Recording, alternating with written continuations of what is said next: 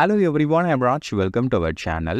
NEET பயாலஜியில் நல்ல marks score பண்ணணும் அப்படின்றதுக்காக ஒரு பெர்ஃபெக்டான ஸ்டடி பிளானரை நம்ம ரெடி பண்ணி அப்டேட் பண்ணிட்டு வரோம். ஒவ்வொரு வாரமும் நீங்கள் என்ன படிக்கணும் அப்படின்னு சொல்லிட்டு தான் நான் உங்களுக்கு வீடியோ அப்லோட் பண்ணிட்டு வரேன். இதுக்கு முன்னாடி வீடியோஸ்லாம் நீங்கள் பார்த்துருப்பீங்க. இது வரைக்கும் 4 வீக்ஸ் நம்ம கம்ப்ளீட் பண்ணியாச்சு. இது 5th வீக். இந்த 5வது வீக்கில் நீங்கள் என்னென்ன சாப்டர்ஸ் படிக்கணும், அந்த சாப்டர்ஸில் எது ரொம்ப இம்பார்ட்டண்டான டாபிக், ஒவ்வொரு சாப்டர்லேருந்து எவ்வளோ கொஸ்டின்ஸ் கேட்பாங்க, இந்த மாதிரி எல்லா விஷயத்தையும் நான் உங்களுக்கு தெளிவாக சொல்லித்தர போகிறேன். அது மட்டும் இல்லாமல் இந்த வீக் 5க்கான டெஸ்ட்டையும் நான் உங்களுக்கு கொடுக்க போகிறேன். அதையும் நீங்கள் டவுன்லோட் பண்ணி ஆக்சஸ் பண்ணிக்க முடியும். வீக் 4க்கு உண்டான டெஸ்ட் எல்லாத்தையும் நீங்கள் அட்டன் பண்ணியிருப்பீங்க. அந்த டெஸ்ட்டுக்கெல்லாம் ஆன்சர் கீயை நான் அந்த வீடியோவில் உங்களுக்கு சொல்ல போகிறேன். ஸோ நீங்கள் ரெகுலராக நம்மளுடைய வீடியோஸை ஃபாலோ பண்ணிட்டு வந்தீங்க அப்படின்னா இப்போதைக்கு நீங்கள் 50% ஆஃப் சிலபஸை கம்ப்ளீட் பண்ணிட்டீங்க அப்படின்னு அர்த்தம். ஓகேங்களா? ஆரம்பத்தில் பார்க்கும்போது இதெல்லாம் எங்கே ஒர்க் ஆக போகுது அப்படின்னு நிறைய பேர் நினச்சிருக்கலாம். பட் ரெகுலராக நீங்கள் ஃபாலோ பண்ணிட்டு வந்தீங்க அப்படின்னா இப்போ உங்களுக்கு ஒரு கான்ஃபிடென்ஸ் கிடைச்சிருக்கும். பிகாஸ் நம்ம எல்லாமே பர்ஃபெக்டாக ஒவ்வொரு விஷயத்தையும் சொல்லி கொடுத்துட்ருக்கோம். நம்மளுடைய கிராஷ் கோர்ஸ்லேயும் அதை நடத்திக்கிட்டு இருக்கோம். ஸோ அதனால் இப்போதைக்கு நீங்கள் 50% சிலபஸை கம்ப்ளீட் பண்ண போகிறீங்க. அடுத்து ஒவ்வொரு வாரமும் இதே மாதிரி நான் உங்களுக்கு அப்டேட் பண்ணிகிட்டே இருப்பேன். சரி வாங்க, இன்றைக்கி இந்த வாரத்தில் நம்ம என்னென்ன சாப்டர்ஸை கம்ப்ளீட் பண்ணணும் அப்படின்றத நான் உங்களுக்கு சொல்கிறேன். அதுக்கு முன்னாடி நம்மளுடைய இந்த ஸ்டடி பிளானரை பேஸ் பண்ணி நம்ம ஒரு கிராஷ் கோர்ஸை கண்டக்ட் பண்ணிட்டு வரோம் பயாலஜிக்கு. யாராவது கிராஷ் கோர்ஸ் ஜாயின் பண்ணணும் அப்படின்னு நினச்சிங்கன்னா தாராளமாக ஜாயின் பண்ணிக்கலாம். 600 rupees நீங்கள் பே பண்ணுற மாதிரி இருக்கும். பயாலஜிக்கான கம்ப்ளீட் சிலபஸை நான் நடத்திடுவேன்.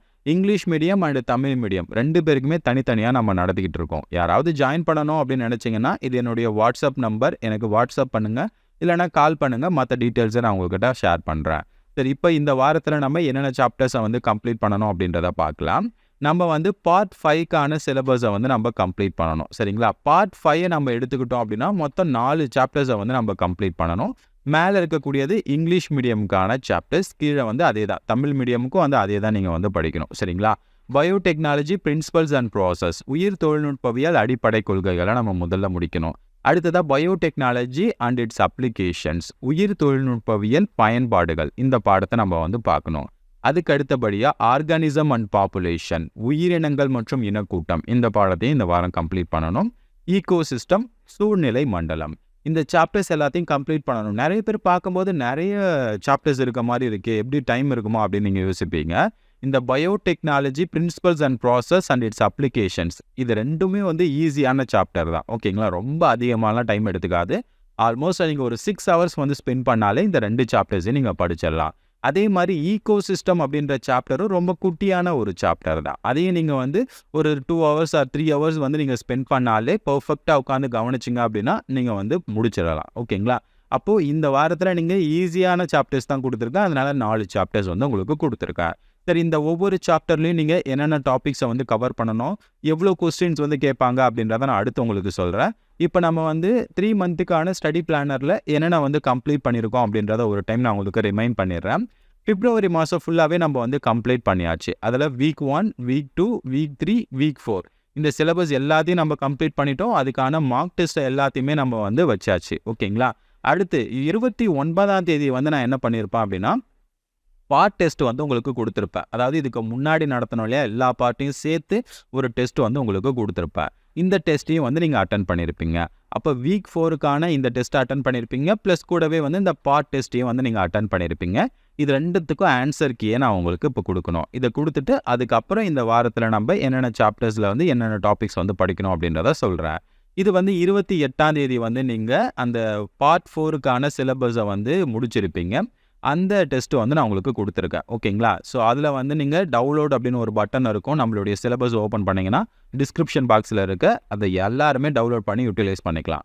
இப்போ டவுன்லோட் பண்ணி யூஸ் பண்ணி பாருங்கள். இந்த இடத்துல நீங்கள் டெஸ்ட் எழுதுனதுக்கப்புறம் தமிழ் மீடியமுக்கான ஆன்சர் கீயை தான் நான் கொடுத்துருக்கேன். 28ஆம் தேதி தமிழ் மீடியம் டெஸ்ட் எழுதியிருப்பாங்க. பார்ட் 4க்கான சிலபஸ் டெஸ்ட்டு, அதுக்கான ஆன்சர் கீயை தான் அங்கே கொடுத்துருக்கேன். அதே மாதிரி இங்கிலீஷ் மீடியமுக்கும் ஆன்சர் கீயை நான் கொடுத்துருக்கேன். இது எல்லாமே இங்கிலீஷ் மீடியமுக்கான ஆன்சர் கீ.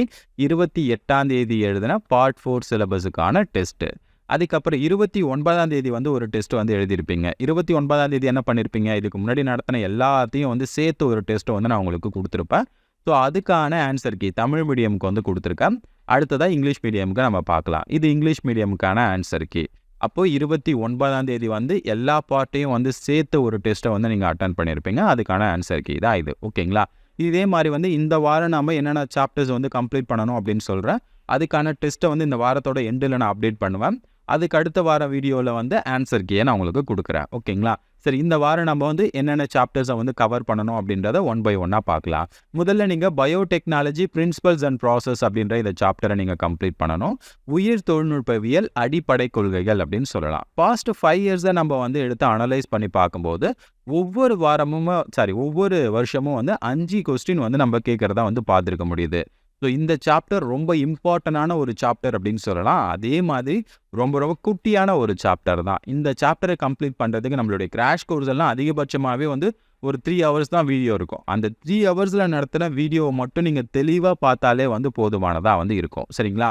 ஸோ 29ல் மட்டும்தான், அதாவது 2019ல் மட்டும்தான் வந்து 3 கொஸ்டின்ஸ் வந்து கேட்டிருக்காங்க. ஓகேங்களா? மற்ற ஒவ்வொரு வருஷமே வந்து 5 கொஸ்டின்ஸ் வந்து கேட்டிருக்காங்க. அப்போ ஆவரேஜாக இந்த சாப்டர்லேருந்து நம்ம 5 கொஸ்டின்ஸை வந்து நம்ம எக்ஸ்பெக்ட் பண்ணலாம். ரொம்ப குறைவாக கேட்கணும் அப்படின்னு நினச்சாலே ஒரு 3 கொஸ்டினாச்சும் வந்து கேட்பாங்க. ஸோ அப்போ இந்த சாப்டரில் நம்ம சாலிடாக ஒரு 5 கொஸ்டினை வந்து எக்ஸ்பெக்ட் பண்ணலாம். ரொம்ப ரொம்ப ஈஸியான ஒரு சாப்டர். அதனால் இந்த சாப்டரை நீங்கள் மிஸ் பண்ண வேண்டாம் அப்படின்னு தான் நான் சொல்லுவேன். சரிங்களா? அதே மாதிரி இந்த சாப்டரில் எது ரொம்ப இம்பார்ட்டண்டான டாபிக்ஸ் அப்படின்னு கேட்டிங்கன்னா மொத்தமே 3 டாபிக் தான் இருக்குது. அதனால் அந்த 3 டாப்பிக்கையும் வந்து மிஸ் பண்ணாமல் படிச்சுக்கோங்க. அப்போ கம்ப்ளீட் சாப்டர் வந்து நம்ம முடிக்கணும். சரிங்களா? ஸோ கம்ப்ளீட் சாப்டரே நீங்கள் முடிச்சிருங்க. இது வந்து இந்த வாரத்தில் நீங்கள் படிக்க வேண்டிய முதல் சாப்டர். 2வது சாப்டர் என்னென்னா அதோடைய கண்டினியூஷன் தான். பயோடெக்னாலஜியோட அப்ளிகேஷன்ஸை வந்து நீங்கள் படிக்கணும். உயிர் தொழில்நுட்பவியல் பயன்பாடுகள் அப்படின்னு சொல்லலாம். இந்த சாப்டரை நம்ம வந்து லாஸ்ட் 5 இயர் அனலைஸ் வந்து பண்ணும்போது 23ல் வந்து ஒரு கொஸ்டின் கேட்டிருக்காங்க, 22ல் 2 கொஸ்டின்ஸ், 21ல் 7 கொஸ்டின் வந்து கேட்டிருக்காங்க. எந்த அளவுக்கு அதிகமாக சடனாக கேட்டிருக்காங்கன்னு பார்த்துக்கோங்க. அடுத்து 20ல் வந்து 3 கொஸ்டின், 19ல் வந்து ஒரு 2 கொஸ்டின் வந்து கேட்குறாங்க. அப்ராக்சிமேட்டாக இந்த சாப்டரில் வந்து நம்ம ஒரு 2 கொஸ்டினுக்கு மேலே வந்து நம்ம எக்ஸ்பெக்ட் பண்ணலாம். இல்லைனா ஒரு 2 கொஸ்டின் வந்து தாராளமாக நம்ம எக்ஸ்பெக்ட் பண்ணலாம். சம்டைம்ஸ் வந்து 3 or 4 கொஸ்டின் கூட வந்து கேட்கறதுக்கான சான்சஸ் வந்து இருக்குது. ஓகேங்களா? அப்போ இதுக்கு முன்னாடி இருந்த அந்த biotechnology principles and process and அதோடைய அப்ளிகேஷன்ஸ், இந்த சாப்டர் நீங்கள் படித்தாலே வந்து சாலிடாக வந்து ஒரு 7 கொஸ்டின்ஸை வந்து நீங்கள் எதிர்பார்க்க முடியும். ரொம்ப ரொம்ப இம்பார்ட்டண்டான சாப்டர்ஸ். இது ரெண்டுத்தையுமே நீங்கள் முடிக்கிறதுக்கு ஒரு 6 ஹவர்ஸ் கூட ஆகாது. ஓகேங்களா? ஒரே நாளில் நம்மளுடைய கிராஷ் கோர்ஸில் நடத்தினதை நீங்கள் உட்காந்து பார்த்தீங்கனாலே லைன் பை லைனாக நடத்திருப்பேன். அதுவே உங்களுக்கு போதுமானதாக இருக்கும். அதை தாண்டி நீங்கள் அடிஷ்னலாக படிக்கணும்னு கிடையாது. தமிழ் மீடியம், இங்கிலீஷ் மீடியம் 2 பேருக்குமே தான் சொல்கிறேன். ஓகேங்களா? இது வந்து 2வதாக நீங்கள் வந்து பார்க்க வேண்டிய சாப்டர். அடுத்தது 3வதாக இந்த வாரம் நீங்கள் வந்து என்ன கம்ப்ளீட் பண்ணணும் அப்படின்னா, ஒரு நிமிஷம். ஸோ நான் இந்த பயோடெக்னாலஜி இந்த அப்ளிகேஷன்ஸில் வந்து நாங்கள் தப்பாக கொடுத்துருக்கேன். பயோடெக்னாலஜி அப்ளிகேஷன்ஸில் வந்து நீங்கள் கம்ப்ளீட் சாப்டர்ஸையும் வந்து முடிக்கணும். சரிங்களா? அடுத்ததா 3வதாக வந்து இந்த வாரத்தில் நம்ம கவர் பண்ண வேண்டியது ஆர்கானிசம் அண்ட் பாப்புலேஷன் அப்படின்ற இந்த சாப்டர், உயிரினங்கள் மற்றும் இனக்கூட்டம். இந்த சாப்டர் கொஞ்சம் பெரிய சாப்டர் தான். நிறைய விஷயங்கள் வந்து கொடுத்துருப்பாங்க. ரீசெண்டாக இதில் நிறைய டாபிக்ஸையும் வந்து டெலீட் பண்ணியிருக்காங்க. அதெல்லாம் உங்களுக்கு வந்து தெரிஞ்சிருக்கும். சரிங்களா? அதெல்லாம் நீங்கள் தெளிவாக பார்த்து படிச்சுக்கோங்க. இதெல்லாம் வந்து டெலிட்டட் சாப்டர்ஸ் அப்படின்றத பார்த்து படிச்சுக்கோங்க. ஸோ அதெல்லாம் வந்து பார்த்து படிச்சுட்டிங்கன்னா இந்த சாப்டரில் ஒவ்வொரு வருஷமும் எவ்வளோ கொஸ்டின்ஸ் வந்து கேட்குறாங்க அப்படின்றத கொடுத்துருக்கேன். 23ல் ஒரு 2 கொஸ்டின், 22ல் ஒரு 2 கொஸ்டின், 21ல் 5 கொஸ்டின் கேட்டிருக்காங்க, 20ல் வந்து ஒரு கொஸ்டின், 19ல் ஒரு கொஸ்டின். ஓகேங்களா? அப்ராக்சிமேட்டாக இதில் ஒரு 2 கொஸ்டின் நம்ம வந்து எதிர்பார்க்கலாம். ஸோ அந்த 2 கொஸ்டினும் வந்து மோஸ்ட்லி எங்கேருந்து கேட்குறாங்க அப்படின்றத நான் உங்களுக்கு சொல்கிறேன். பாப்புலேஷன் இன்ட்ராக்ஷன் அப்படின்னு ஒரு டாபிக் வந்து இருக்கும். இந்த டாப்பிக்கில் இருந்து தான் மோஸ்ட் ஆஃப் த கொஸ்டின்ஸ் வந்து கேட்குறாங்க. இனக்கூட்ட சார்பு அப்படின்னு நம்ம தமிழில் வந்து சொல்லுவோம். அந்த பாப்புலேஷன் இன்ட்ராக்ஷனை வந்து நீங்கள் தெளிவாக படிச்சுக்கோங்க. அதுக்கு உண்டான எக்ஸாம்பிள்ஸ்லாம் வந்து கொடுத்துருப்பாங்க. அதை நீங்கள் தெளிவாக வந்து தெரிஞ்சுக்கோங்க. ஓகேங்களா? அடுத்தா பாப்புலேஷன். இந்த பாப்புலேஷனில் வந்து என்னென்ன ஆட்ரிபியூட்ஸ் வந்து இருக்குது, அந்த பண்புகள் என்ன, அதுக்கப்புறம் வந்து அது எப்படி க்ரோத் வந்து நடக்குது, அந்த பாப்புலேஷனோட க்ரோத் வந்து கொடுத்துருப்பாங்க. அந்த க்ரோத் மாடல் என்ன, இதெல்லாம் நீங்கள் வந்து படிக்கணும். சரிங்களா? இனக்கூட்டம் அப்படின்ற இந்த டாப்பிக்கை நீங்கள் வந்து படிக்கணும். அப்போ population and organism and population அப்படின்ற இந்த டாப்பிக்கில் வந்து நீங்கள் பாப்புலேஷன் இன்ட்ராக்ஷன் அண்ட் பாப்புலேஷன் அப்படின்றத மட்டும் தெளிவாக வந்து நீங்கள் படிச்சுக்கோங்க. சரிங்களா? அடுத்ததாக இந்த வாரம் நீங்கள் கடைசியாக படிக்கக்கூடியது ஈகோ சிஸ்டம் அப்படின்ற இந்த சாப்டரை நீங்கள் கம்ப்ளீட் பண்ணுவீங்க. சூழ்நிலை மண்டலம். இந்த சூழ்நிலை மண்டலம் அப்படின்ற இந்த சாப்டரில் ஒவ்வொரு வருஷமும் எவ்வளோ கொஸ்டின் கேட்டிருக்காங்க அப்படின்றதான் கொடுத்துருக்கேன். 2, 3, 3, 2, 3. ஸோ ஆவரேஜாக வந்து ஒரு 2லேருந்து 3 கொஸ்டினை வந்து நம்ம எக்ஸ்பெக்ட் பண்ண முடியுது. இந்த சாப்டர் ரொம்ப ரொம்ப குட்டியான ஒரு சாப்டர். ஒரு 2 hours or 3 ஹவர்ஸ்க்குள்ளேயே இந்த சாப்டரை நம்ம வந்து முடிச்சிடலாம். ஓகேங்களா? ஸோ இந்த சாப்டர்லையும் வந்து நீங்கள் தெளிவாக வந்து படிச்சுக்கோங்க. 2 or 3 கொஸ்டினை வந்து நம்ம எக்ஸ்பெக்ட் பண்ண முடியும். அதுவும் எந்த இடத்துல இருந்து அதிகமாக கொஸ்டின்ஸ் வந்து கேட்பாங்க அப்படின்னா, இந்த ஈகோசிஸ்டம் ஸ்ட்ரக்சர் அண்ட் ஃபங்க்ஷன்ல இருந்து தான் கேட்பாங்க. இதுக்கு முன்னாடி வந்து பார்த்தீங்கன்னா லாஸ்ட் இயரில் அதிகமாக எங்கே கொஸ்டின் வந்து கேட்டிருந்தாங்கன்னா அந்த நியூட்ரியன் சைக்கிளை வந்து பேஸ் பண்ணி தான் கொஸ்டின் வந்து கேட்டிருந்தாங்க. ஆனால் இந்த விஷயம் தான் நியூட்ரியன் சைக்கிளே வந்து தூக்கிட்டாங்களே ஈகோசிஸ்டத்தில் இருந்து. அதனால் நியூட்ரியன் சைக்கிள் வந்து நீங்கள் படிக்கணும் அப்படின்ற அவசியம் கிடையாது.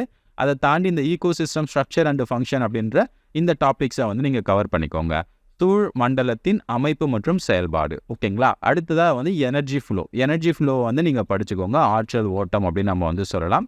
ஸோ இதெல்லாம் நீங்கள் பார்த்தீங்க அப்படின்னா இந்த வாரம் வந்து முடிஞ்சுது. ஓகேங்களா? இந்த வாரத்தில் இந்த 4 சாப்டரை தான் நீங்கள் கம்ப்ளீட் பண்ணணும். இந்த 4 சாப்டரை நீங்கள் கம்ப்ளீட் பண்ணிவிடுங்க. உங்களுக்கான டெஸ்ட்டை வந்து நான் இந்த மாதத்தோட எண்டில் வந்து, அதாவது இந்த வாரத்தோட எண்டில், மாதம் கிடையாது, வாரத்தோட எண்டில் வந்து நான் அப்டேட் பண்ணுவேன். அதை நீங்கள் வந்து அட்டென்ட் பண்ணுங்கள். ஓகேங்களா? ஸோ அடுத்த ஒரு நல்ல வீடியோவில் சந்திக்கலாம். தேங்க்யூ ஃபார் வாட்சிங்.